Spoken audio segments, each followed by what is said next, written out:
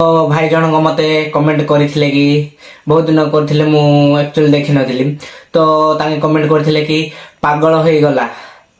तो मु तांको कहबाकू चाहूची प्रथमे तो तांको धन्यवाद कमेंट करिथिबारु अशेष अशेष धन्यवाद।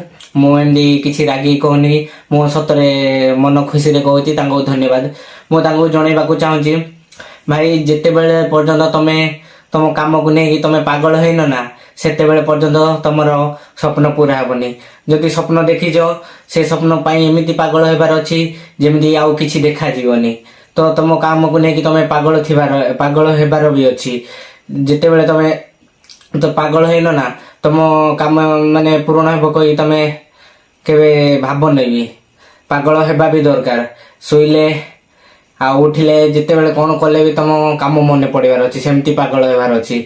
आउ एमती पागल मान भाया पागल है तो एमती तो समस्ते होती तुम काम को लेकिन पागल होगा भी दरकार। मु बास तांको को एटा कहबाकू चाहूची। आउ कमेंट करथिबारु भाई तुमको धन्यवाद।